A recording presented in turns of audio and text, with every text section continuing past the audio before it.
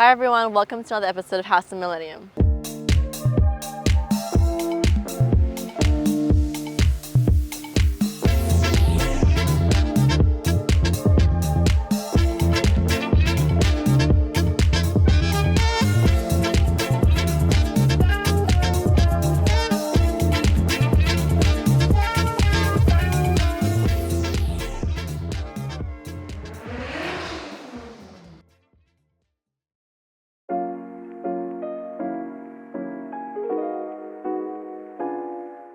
So over the past week or 2 weeks, we've actually been prepping Rich's EG here for track on the 11th of November, which is coming out real soon. I'm in charge of all the aero stuff, obviously. So Rich has essentially given me, essentially, bro. Rich has given me basically full freedom on anything I want to do on his car. So I got a bit creative, had to scan the car a few times. What we're doing is we're doing obviously a full chassis mount splitter. We designed this on CAD as well as a splitter ramp which is being cut out. So these two here literally just came off the printer this morning. Basically these will slot in and get bolted up. The reason why these are good is because with the front splitter, you want a low pressure zone underneath and all the high pressure to be on top of the splitter. That way you can push on top of the splitter and pull the whole car down. So these will actually help the air from underneath escape a bit quicker. That way you have a lower pressure from underneath pushing the car down. Other things we're doing, we're creating some fog light ducts to go to his braking. Those are getting printed right now, so they're still in the process of being made, as well as a full headlight duct for his intake, which has been designed and is also printing. But right now, I am working on mounting this front splitter. So what I've done is propped it up in place and then given it another scan of the general area of where I want to mount the piece. So after I scan, I bring it up upstairs to my computer and then design the bracket that will actually hold it. And we can actually go up. I'm working on it right now. Alrighty, so this is what we are working with so far. So the splitter, obviously I designed beforehand, and the splitter ramps here as well. But we just went ahead and did this part here. These are the actual mounts, so it actually bolts up to the frame of the car where the tow hook actually needs to sit. Wait, let me bring that one up. So here. So we've made it sit in line with these mounting holes where this thing here needs to sit. And that will span as far out as possible all the way to the back end of the splitter to kind of hold everything nicely in place. We've also went ahead and angled the splitter by about 1 degree just to make sure there's an optimal angle. That way not too much air can slip under. Yeah, so right after this, I'm gonna have to program the code to CNC cut these brackets out, and then we'll start trying to fit everything together. These are my robot slaves. So we've got 2 of them. This one here is actually printing out the fog light ducts for the brakes. And then that one there is printing out the first half of the headlight vent, which is actually pretty sick. Oh yeah, I'll show you guys the headlight vent. Dude, this thing has been running for like over a day now, and I'm like 64% done. This is what is gonna let Rich beat everyone, bro. That mad intake game. Basically, we scanned the entire headlight. Why do I keep saying we? It's just me. So first we scanned the object, and then we essentially remodeled it, creating all the factory mounting points. But obviously, we're not doing a headlight, we're doing a hectic duct.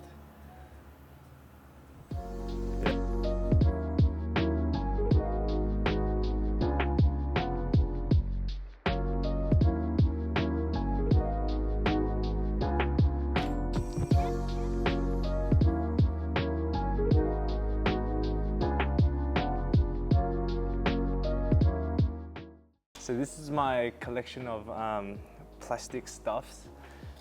This was the first version of the fog light cover we did.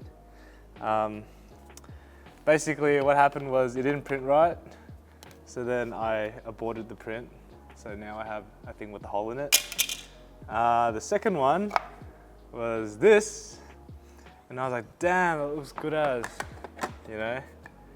Wait, I think it goes that way. I was like, damn, that's perfect. But this is still a prototype, because you wouldn't run this material, it will melt. So then I was like, you know, maybe I'll make the mouth bigger and then we'll just run that, which is this one here. Made the mouth bigger, and then we put it on. And when we tried to fit it onto the bumper, what actually happened is the crash bar right here ends up hitting the pipe. So you can't even put the bumper on. So then I'm like, shit, like, what do I do? So I had to scan everything again, start from scratch, and then we actually designed this one here. That one slides in, sits the same way, but if you look from behind, it pulls in and comes around enough just to dodge the rad support and the crash bar. So it kind of sits just like this. You guys can see. It's about there and clears. So from here, we'll run a duct that goes under and then just point it towards the brake to cool it down while he's on track. So yeah, this is pretty much almost the final version. I did make a few tweaks, moved it across a bit more and added an extra tab. So those are the ones that are printing right now. And then once they're done, we can put them in. And then we'll make some gains. Does it really look like Shrek ears? Yeah. It does, yeah. Oh, I'll have both of them tomorrow. You can do one with both of them. What are you doing in my swamp?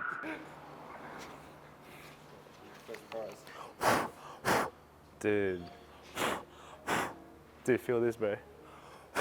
Hey guys, for this interview, mate, we're going bigger and better than ever before. Dandenong Greaves Reserve, 12 p.m. to 4 p.m. There's going to be plenty of food, live DJ, as well as a giveaway. However, this is a strictly no hooning event, so any antisocial behavior will not be tolerated. So please bring your friends, your family, and your pets, and we'll see you there.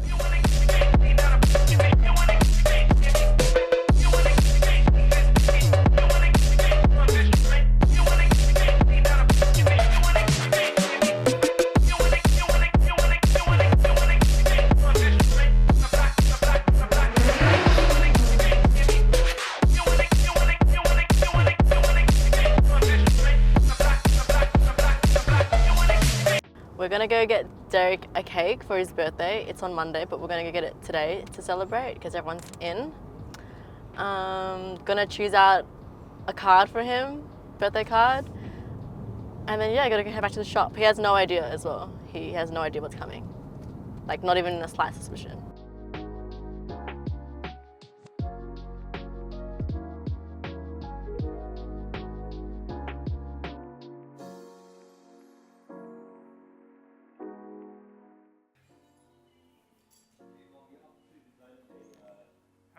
Happy birthday to you.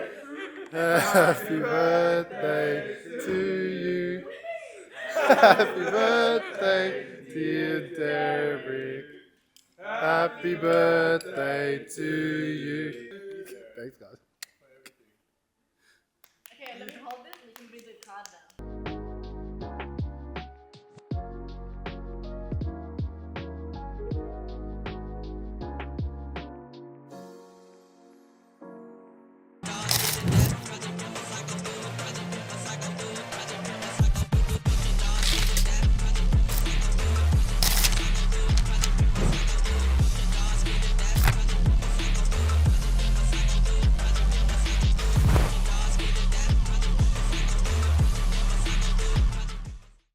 That's a nice car. Whose is it? The one and only Anthea'S. That's my car. It's an Anthea'S car, actually. Anyways, we're testing my theory from before. every time I fill up my wishy-washy fluid, it disappears after a day, if even. And for some reason it's leaking on this side. So we think maybe it's the hose. We're also upgrading her exhaust.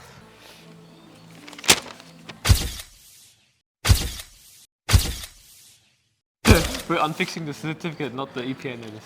So it's been cleared, so we're going to unclear it. So this is a NVIDIA R400 exhaust system. This starts from the turbo and replaces everything turbo back. That's why we call it a turbo back system.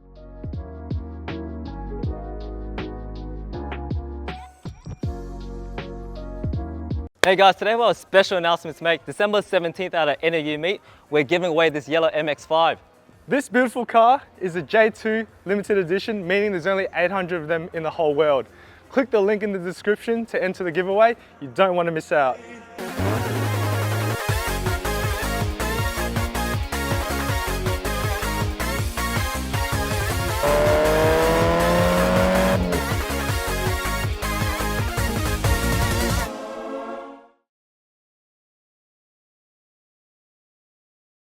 Alright guys, so today I'm installing some LED spotlights and some rear work lights. Customers supplied their own lights, so they just asked us to carry out the installation. That's not a problem with us. We're more than happy to take on the job. So the spotlights are just for the front of the vehicle. They're just like high beams on steroids. Whereas these small work lights here, perfect for camping. So I think that's the intended use for our customer here. So this will be wired to a switch and a relay. So that will have constant power even with the car on or off. Whereas this one here, this will be switched by the high beams, and it will also have its own oscillating switch inside the cabin as well. So you can actually alternate between high beam by itself or high beam and a combination of the spotlights to get the maximum light output you can get. Alright, so first things first, we mount the spotlight mounting brackets, spotlight goes in, and then routing the cabling. So we identify where the battery is, so that's on the left-hand side. So we've got to identify where the battery is because then that's pretty important when we're putting in a wiring harness. So that will determine the route of the cable where it's going to be going. Say for instance, if the battery is on this side, we'll route the cable back to this side and straight into the cabin. But eventually the customer will want another battery here, so I might just wire this one up differently. Reason for that is because for four-wheel drives, you have a primary battery and a secondary batteries. When you're wanting to install any extra modifications or accessories that requires power, you want to install everything on the auxiliary battery. You want to keep the primary battery as minimal as possible, just to avoid any drainage.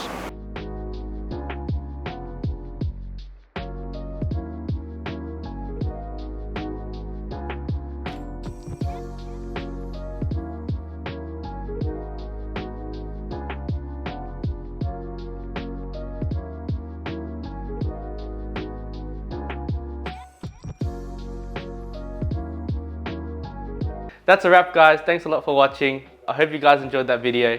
Tune in to the next episode where we will be taking Rich's EG down to Winton Raceway for our first track day together. Comment down below who do you think is going to get the fastest time. See you soon.